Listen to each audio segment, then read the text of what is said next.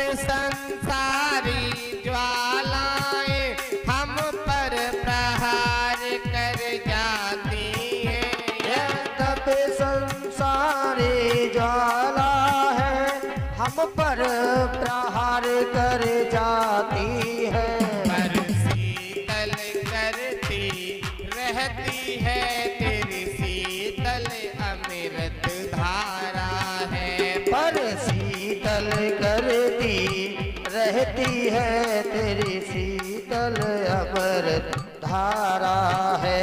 गुरुदेव तुम्हारे चरणों में शतकोट प्रणाम हमारा है। गुरुदेव तुम्हारे चरणों में शतकोट प्रणाम हमारा है। मेरी नैया पार लगा देना कितनों को पार उतारा है। मेरी नैया पार लगा देना कितनों को पार उतारा है। जब आंधी हमें हिला देती और ठंडी हमें कपा देती।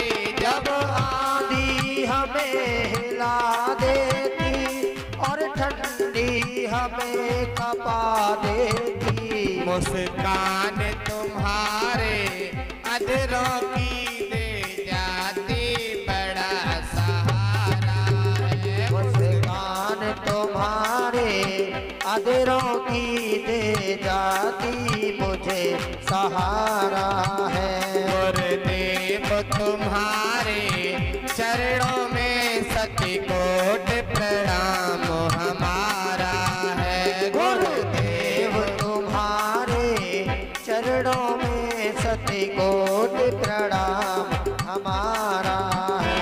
मेरी नैया पार लगा देना कितनों को पार उतारा है।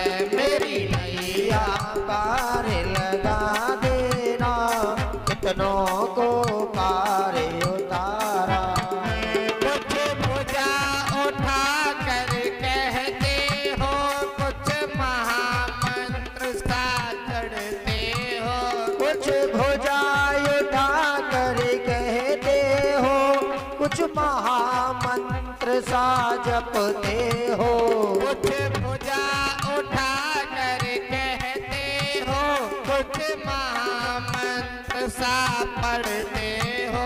कुछ भुजा उठा कर कहते हो कुछ महामंत्र सा पढ़ते हो। गति गति हो जाओ स्वामी मिल जाता बड़ा सहारा।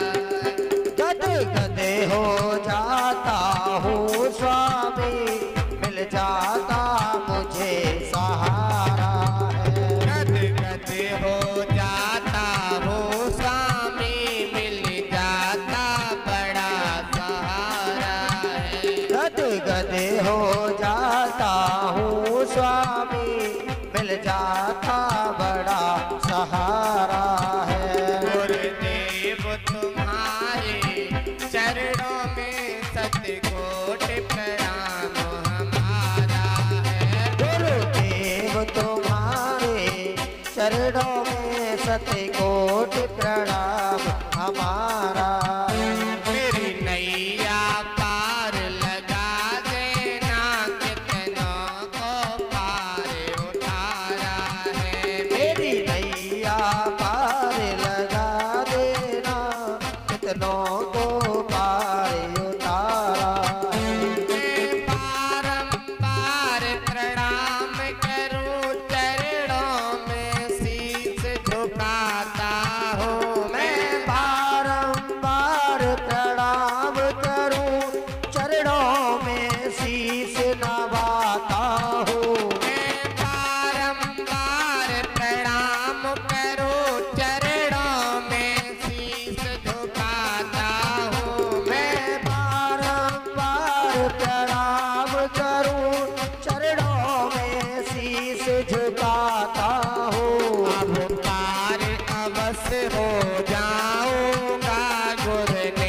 पतवार समारा है। अब पार अवश्य हो जाऊंगा, गुरु ने पतवार संभाला है। अब पार अवश्य हो जाऊंगा, गुरु ने पतवार संभारा है। अब पार अवश्य हो जाऊंगा, गुरु ने पतवार संभाला है। गुरुदेव तुम्हारे चरणों में सतकोट प्रणाम हमारा है। गुरुदेव तुम्हारे चरणों में शतकोट प्रणाम हमारा है। मेरी नैया पार लगा देना, कितनों को पार उतारा है। मेरी नैया पार लगा देना, कितनों को पार उतारा। गुरुदेव बोलिए गुरुदेव भगवान की, बैठिए भैया बैठिए। धाम सरकार की।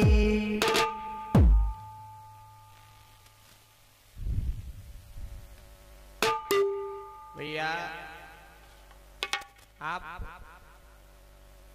सुबह शाम जिनकी भी पूजा करते हैं, जो भी आपके गुरुदेव हैं, उनसे सदैव यही प्रार्थना करें कि हमें सद्बुद्धि दें।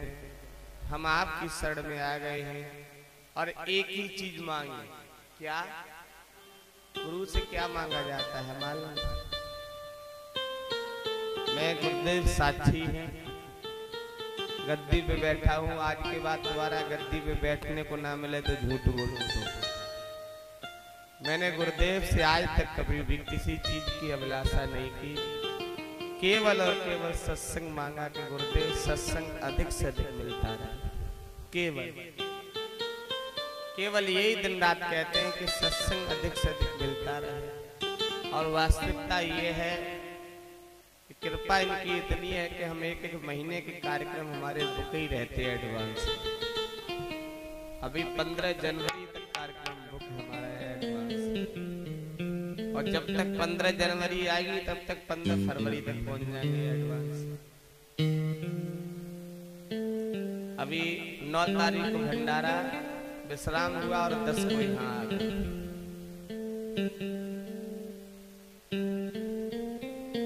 लेकिन एक चीज मांगे आपसे। क्या मांगे?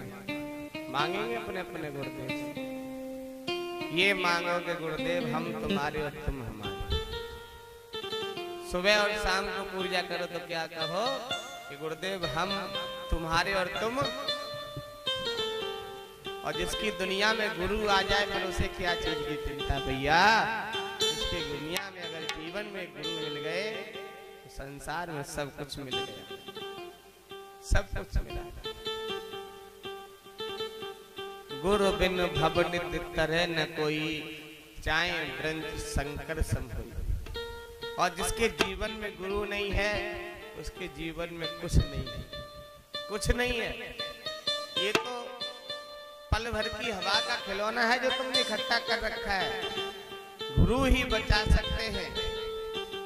जब कोई आफत पड़ेगी तो गुरु ही टाल सकते, क्योंकि हरे रूठे गुरु ठौर है और गुरु रूठे ना ठौर। परमात्मा नाराज हो जाए, गुरु की शरण में चले जाओ, गुरुदेव भगवान नाराज हो गए, गुरुदेव कुछ ना कुछ रास्ता बता देंगे कि जाओ ये काम कर देना, परमात्मा खुश हो जाए। हर रूठे गुरु ठौर है और गुरु रूठे ना ठौर। अगर गुरु भगवान रूठ गए तो कोई ठौर लगने वाला। परमात्मा रूठे रूठ जाए, गुरु ना परमात्मा को तो दोबारा गुरुदेव मनवा दे, क्योंकि परमात्मा वहीं खुश है जहां गुरु है। एक बार देवर्षि नारद जी भ्रमण करते हुए जा रहे थे। दरवाजे पर पहुंचे तो एक मैया बेचारी बहुत उदास बैठी थी। तो देवर्षि नारद जी ने कहा, मैया क्या बात है, क्यों उदास है? क्या बताएं संत भगवान, हमारे कोई संतान नहीं है। क्या कहा? बोला करो आप लोग कुछ खा के नहीं आए। कितने लोग जो हमारी तरह अभी भोजन नहीं किया है कोई इसमें? अब कितने लोग पाके हाथ उठाना, फिर बोलो बोलो, अच्छी बात, आपको पाना चाहिए भोजन। नारद जी ने कहा मैया क्यों उदास बैठे हो दरवाजे पर? तो मैया ने कहा हमारे पास कोई संतान नहीं। नारद जी ने कहा अरे मैया हम तुम्हारी अभिलाषा पूरी करेंगे, हम आज ही जाकर भगवान विष्णु से कहेंगे और तुम्हें संतान प्राप्त करवाएंगे। और जब दुख में कोई थोड़ा सा कुछ खुशी की बात बता दे, चाहे वो खुशी मिले उस समय चाहे ना मिले, लेकिन थोड़ी देर के लिए शांति, जब हमारे घर पर कोई खत्म हो जाता है ना और उस समय दो चार लोग आके बैठ के समझा देते तो वो ध्यान वहां से हट जाता है। आपके दुख को नहीं टाल सकते वो लोग, दुख को बांट सकते हैं। हमारे घर में शोक संदेश जिस समय होता है एक दूसरे के दरवाजे पे क्यों जाते हैं? का व्यवहार तो नहीं होता है, केवल हम उसका दुख बांटने के लिए, भैया जो उस पर मुसीबत है हम उसके जाएंगे, चार हम अच्छी बातें बताएंगे, पूछेंगे भैया पिताजी कैसे, बाबा कैसे चले गए, फिर उसके पिताजी का थोड़ा हम बताएंगे कि बाबा ऐसे थे, पिताजी ऐसे, ध्यान बढ़ जाएगा। हम उसके दुख को बांट सकते हैं, लोग दुख को टाल नहीं सकते। नारायण भगवान भी दुख को नहीं टाल सकते, हम और आप एक नर हैं, नारायण भी नहीं टाल सकते, लेकिन दुख को बांट सकते हैं। कोई परेशान बैठा हो, बहुत भूखा हो, और भूखे की तो भूख तुम 2 क्विंटल आटा दे तो फिर भी नहीं भूखेगी, वो तो भूखा ही है भाई।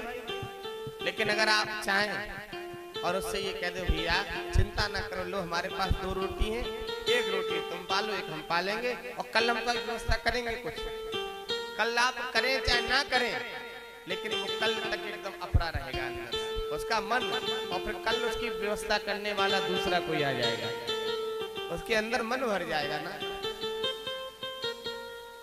ए बिटिया हमारे पीछे बिटिया बैठी करो, इसको बात ऐसे लगवाने का टच करना है,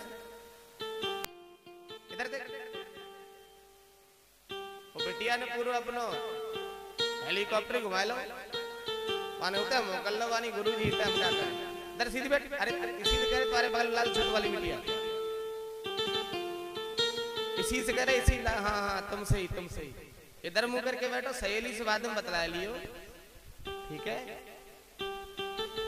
बाने पूरा को सिंहासन ही घुमा लो, वानी गुरु जी पीट गए ना, हम तो इतने बैठे के बतला ले, सहेली बहुत दिन बाद है।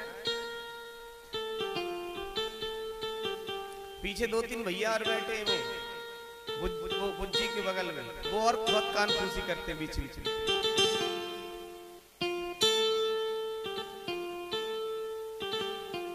अभी हम गुरुदेव की प्रार्थना कर रहे, वो बड़ा कान फूसी कर रहे, सत्संग में बिल्कुल नहीं।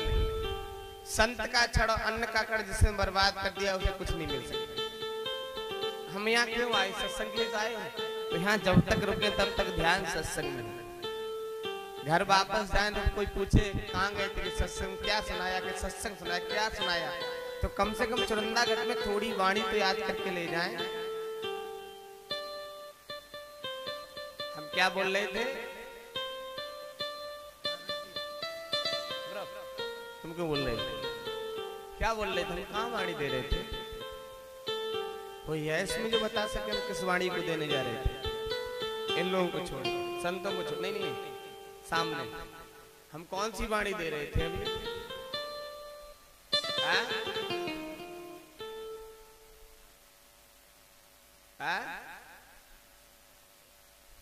बाबा खड़े जाओ, आप हमारे पास आ जाओ,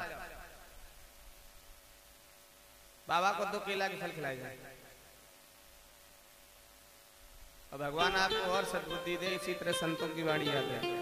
बाबा को 2 केला के फल, सेब तो खा नहीं पाएंगे, कुछ दांत नहीं लग रहे मालूम पड़े, लेकिन केला तो खा लेंगे। 2 फल दो, 1 फल नहीं डबल फल दो बाबा, 2 जल्दी। तुम क्यों माम बीच में खा रहे कमीशन? तुम छोटो ढूंढ रहे हो ना, जो गाड़ी में डलने तुम बाद में फिर हम रास्ता में चुकला फेंक जाते हैं। हमारी गाड़ी की नहीं, गाड़ी आगे रहते थे, रास्ता में झमके चुकला कहाँ से आते हैं, तो हमें लगाते गद्दी पे बचा के डल लेते रहता हूँ, खाता हूँ आएगा। एक बार हम सत्संग से लौट रहे थे, हमारी गाड़ी इनकी गाड़ी हमेशा अधिकतर आगे चलती है, रास्ता में चुकला पीछे गिरे, तो हमने कहा चुकला जी कहाँ से मिले? हमने कहा कुछ फल ले आता उस रास्ता अपने खाता था। कोई बात नहीं, अच्छी बात है, ये भी संत के बराबर है, भक्त हैं बेचारे, बुजुर्ग हैं।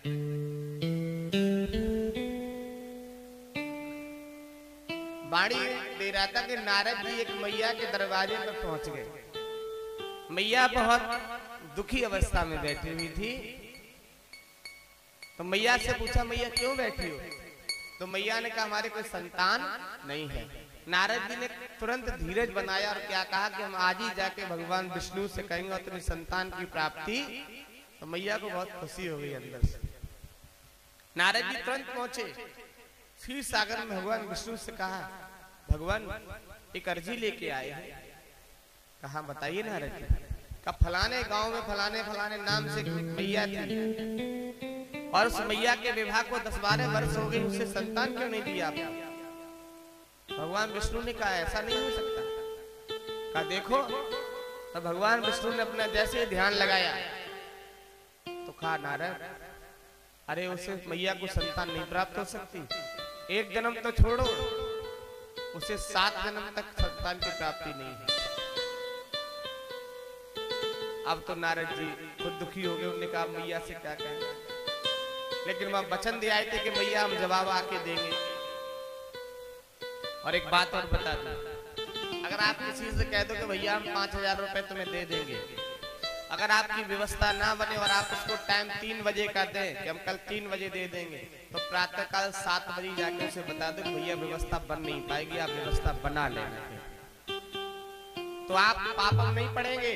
और जब 3 बज गए तब उसने फोन किया, भैया तो आप कहीं बहुत हमने कोशिश की लेकिन व्यवस्था नहीं बनी, तो आपको पाप कट जाएगा, क्योंकि वो भरोसे पर आना ना आपके कि हमारी व्यवस्था बनी जाएगी। उन्होंने कह दिया हम कर देंगे, नहीं हो पाए तो सुबह ही प्रातः काल मना कर दो, 6 घंटे पहले मना कर दो कि भैया व्यवस्था बन नहीं पाई। नारद जी तुरंत उसी समय लौट आए, कहीं गए नहीं। भद्रका वन में नारद जी का आश्रम था, वहां नहीं गए, तुरंत वापस आए और मैया से कहा, मैया क्षमा करना, मैंने अर्जी लेके गया था लेकिन उन्होंने कह दिया कि मैया की संतान नहीं होगी। मैया फिर दुखी हो गई। 4 महीने के बाद एक संत शिरोमणि आ गए। मैया से कहा, मैया थोड़ा भोजन मिल जाएगा, आज बच्चा नहीं मिली मैया, तो कहीं पका हुआ भोजन मिल जाए तो खिलवा दो। तो मैया ने कहा, हाँ है, हमारे पास रखा हुआ है, हम आपको भी परस के लाते हैं। मैया गई तो मैया वो प्रेम से भोजन परोस के लाई। और जब किसी को भोजन कराएं, सबसे बड़ा प्रेम ये है कि जब तक वो भोजन करे तब तक उसके पास ही बैठे। ये भोजन सबसे बड़ा प्रेम का है। और अगर वो तुमसे रोटी पूरी जो भी है उसे अगर मांग दिया तो तुमने भोजन नहीं कराया उसे, तो तुमने व्यवहार पूरा किया। जब तक भोजन करे, माताएं सुन ले, अगर बेटा या पति को भोजन कराएं तो भाई कुछ माताएं हमन देखी फोन में लग जाएंगे, बस दो इकट्ठो ही दे दो, जैसे भैंस की तरह सानी घट्टी लगा देंगे, लो खात रही हो तुम, जो कटो दन धरो तुम ही वादन खा रहे, खा ली तुम, जितना खाओ तो खा ली। वे बेचारे भैंस की तरह लगे पड़े, और वो भोजन ज्यादा नहीं खा सकते, मैं लिख के दे सकता हूँ। और जो भोजन प्रेम से बार बार परोसा जाए, उस भोजन को प्रेम से अच्छा खा लेंगे। और एक बार का सामने सब इकट्ठो रख दो, वो देखे वो 10 रोटी इतनी सब्जी फलाना होती है, फिर वो महाराज जी क्या खाएगा। और जैसे 4 बार प्रेम से महाराज जी 1 रोटी और ले लेते, हाँ 1 रोटी और ले लेते, वो संग ही संग पस्ती चली जा रही। बोलो, इकट्ठे एक खेतम 4 समर पानी छोड़ दो तो खेत का हाल हो, फसलों को पता न लगा वो बह के कहां चली गई। और धीरे धीरे पानी अगर क्यारी में आई, क्यारी फेरोगे तो फिर अंदाज करना फसल कितनी अच्छी हो रही है। भाई क्यारी जितना पानी मांग रही उतना दो ना। कुछ लोग समर के उसमें आने के बाद खेत पूरा टुप कर देते हैं, और जिसने खेत टुप कर दिया, अभी तो गेहूं बहुत काला मालूम पड़ेगा, क्योंकि वो अंदर की पूरी गर्मी एक ही बार में निकल के आ गई। और जैसे गेहूं बाल पे आएगा उसी समय गिर जाएगा, क्योंकि जड़ कमजोर हो गई। आप प्रैक्टिकल कर लेना, हम किसान के बेटा में एक फसल का ज्ञान है। गेहूं के लोग समर वाले मालिक सोचा था चला दो जरा, पे खुद की समर है, बाद दो एक ग्लास पानी, वो गेहूं गारंटी से बाद में गिर जाएगा, उसकी जड़ कमजोर हो गई। पहले पानी जब आप लगाएं तो फसल में उतना ही लगा जितना फसल मांगे। आप छोटे बच्चा को एकदम पहलवान बनाना चाहो तो यहाँ तो फट जाए। अरे वो 100 ग्राम घी खाएगा, तुम 1 किलो खिलाना चाहो तो क्या हाल हो, आप बताइए हैं? तो नारद जी वापस गए और नारद जी जब वापस गए कहा मैया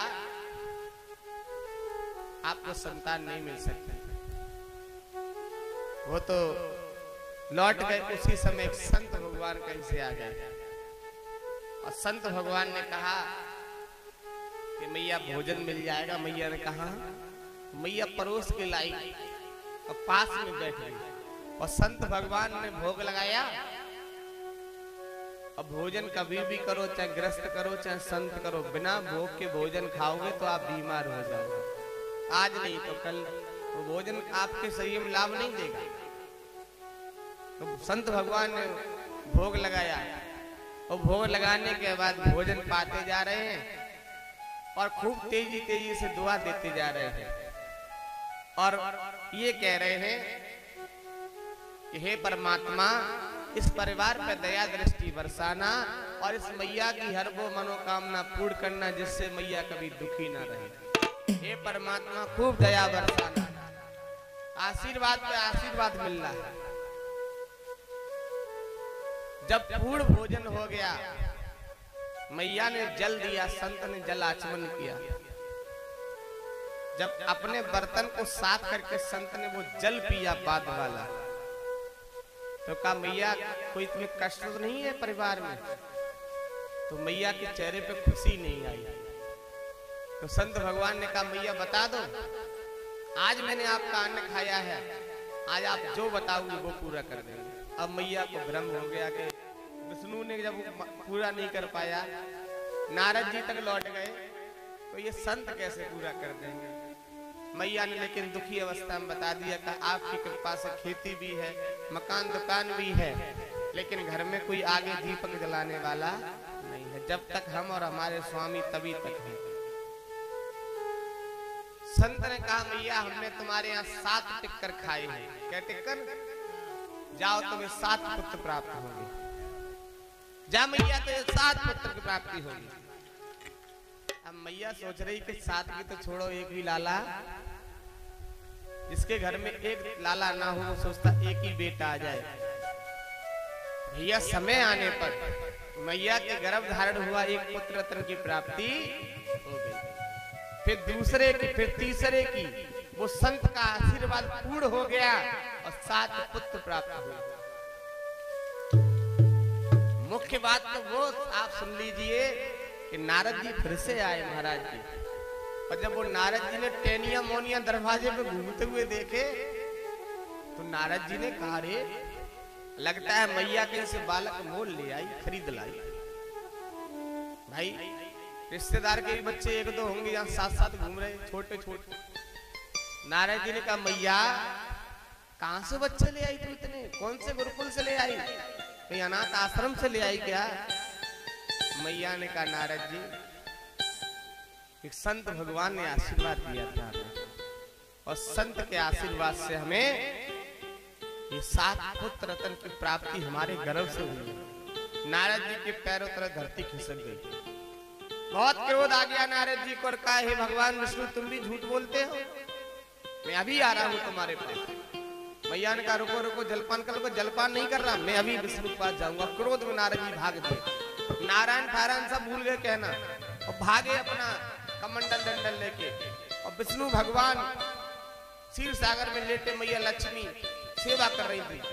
दूर से चिल्ला रहे हे भगवान विष्णु सुनो सुनो सुनो, तन की जाने मन की जाने जाने चित्त की चोरी, उन परमात्मा से क्या छिपो जिनके हाथ में डोरी। वो लेटे लेटे आनंद में खुश हो रहे, कह रहे नारद जी उसी बात को लेके आ रहे हो। नारद जी आए बोले धिक्कार है, नारायण भी झूठ बोलते हैं, मानव झूठ बोले तो भोले। भगवान विष्णु ने कहा सावधान सावधान, तुम क्या बोल रहे हो? पहले बोलने से पहले सोच लिया करो, विचार कर लेना चाहिए। ना मानव झूठ बोलता है ना नारायण झूठ बोलता है, केवल कर्म झूठ बुलवाते हैं। कहा तुमने झूठ नहीं बोला प्रभु? कहा क्या झूठ बोला? कहा मैं एक बार तुम्हारे पास अर्जी लेके आया था आज से 20 वर्ष पहले, और फलाने गांव की फलानी मैया के बारे में हमने कहा था उस मैया को कोई संतान दे दो। तो आपने क्या कहा कि उसे एक संतान के तो छोड़ो, उसे 7 जन्म तक संतान नहीं मिलेगी। और मैं अभी उसके दरवाजे से आ रहा हूं, उसके घर में तो 7 पुत्र रत्न की प्राप्ति हो गई। तो भगवान विष्णु ने कहा हे नारद, तुमने पूछा नहीं उसे कि संतान मिली तो मिली कैसे? सीधा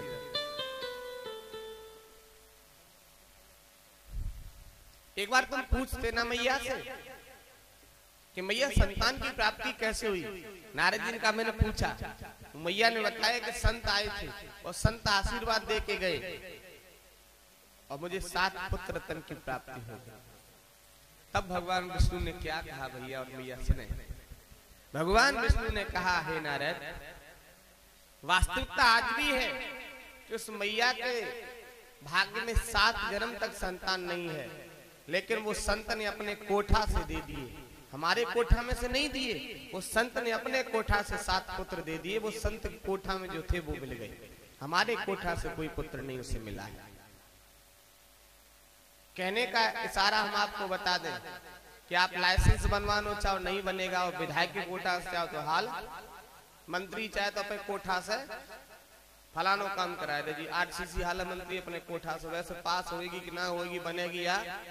तो संत अगर चाहे तो संत अपने कोठा से बहुत कुछ दे सकता है, और संत ने अगर अपने कोठा से दे दिया तो भगवान को मानना पड़ेगा, भगवान को मानना पड़ेगा। विधायक अपने कोठा से कोई लिख के दे दे तो मुख्यमंत्री को फाइल फेल नहीं करनी पड़ेगी, क्योंकि उसके विधायक है वो, उसने वोट लिया मुख्यमंत्री ने उसका।